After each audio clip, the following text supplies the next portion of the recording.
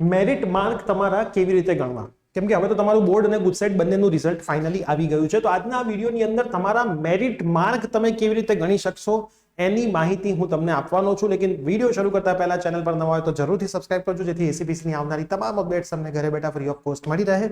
અને એક પણ વોટ્સઅપ ગ્રુપમાં આપણા ના જોડાયા હોય તો ડિસ્ક્રિપ્શન બોક્સમાં વોટ્સઅપ ગ્રુપની લિંક છે, જરૂરથી જોડાઈ જજો.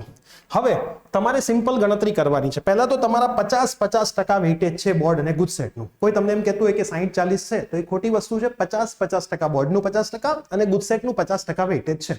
હવે તમારે તમારા રિઝલ્ટની અંદર બોર્ડના રિઝલ્ટની અંદર સાયન્સ પીઆર જોવાના છે. 3 સબ્જેક્ટના માર્ક, ફિઝિક્સ, કેમેસ્ટ્રી અને મેથ્સ અથવા ફિઝિક્સ, કેમેસ્ટ્રી અને બાયોલોજી. તમારા એડમિશન માટે હંમેશા સાયન્સ પીઆર ગણાશે. ઇંગ્લિશ, કોમ્પ્યુટર કે સંસ્કૃતના માર્ક ગણાતા નથી. પ્રેક્ટિકલના માર્ક પણ અહીંયા ગણાતા નથી. તો તમારે તમારા સાયન્સ પીઆર ઉપર ફોકસ કરવાનું છે. સાયન્સ પીઆર તમારા જે પણ આવ્યા હોય એને ઇન્ટુ 0.5 કરી દેવાનું, એટલે કંઈક વેલ્યુ આવશે. બરાબર.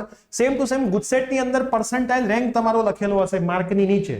માર્ક, ટોટલ માર્ક અને પીઆર રેન્ક એને ઇન્ટુ 0.5 તમારે કરી દેવાનું. અને આ બંનેનું તમે ટોટલ મારી દેશો એટલે તમને તમારા મેરિટ માર્ક મળી જશે.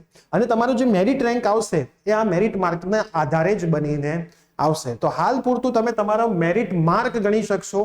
કયા માર્ક ઉપર કેટલો રેન્ક હશે એ આ વખતે પ્રિડિક્ટ કરવું થોડુંક અઘરું છે, કેમ કે મેરિટ થોડુંક ઊંચું જવાનું છે. તમને બધાને ખબર છે કે તમારા પર્સન્ટેજ કરતા પીઆર ઓછા આવ્યા છે.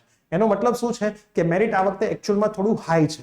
તો એના પરથી તમને ખાલી મેરિટ માર્કની અત્યારે ખ્યાલ આવશે.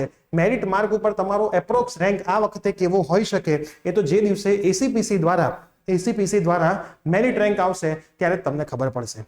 એસીપીસી નું મેરિટ રેન્ક ક્યારે આવશે એ તમારે જાણવું હોય તો એસીપીસી ની વેબસાઇટમાં જઈને એસીપીસી નું જે કેલેન્ડર છે એ તમે ચેક કરી શકો છો. એમાં લખેલું હશે કે આ દિવસે તમારું મેરિટ જાહેર થશે. એ દિવસે તમારા મેરિટ માર્ક પરથી તમારો મેરિટ રેન્ક કયો હશે એનો તમને થોડો ઘણો રફ આઈડિયા આવી જશે. તો ખાસ સાયન્સના પીઆર ઇન્ટુ 0.5 અને પર્સન્ટાઇલ રેન્ક ગુજસેટમાં એનો ઇન્ટુ 0.5 અને બંનેનો સરવાળો કરો એટલે તમને તમારા મેરિટ માર્ક મળી જશે. તો આ સિમ્પલ ગણતરી છે. 50-50% વેટેજ છે. ખાસ ધ્યાનમાં રાખજો 60-40 નો રેશિયો નથી. એન્જિનિયરિંગ એડમિશન હોય કે ફાર્મસી એડમિશન હોય તમારે આ રીતે તમારા મેરિટ માર્ક ગણવાના છે. તો આ વિડીયો તમારા બધા જ મિત્રો સુધી જરૂરથી શેર કરજો. મળીશું આવી જ કોઈ નવી અપડેટ સાથે. Till then bye bye. Take care.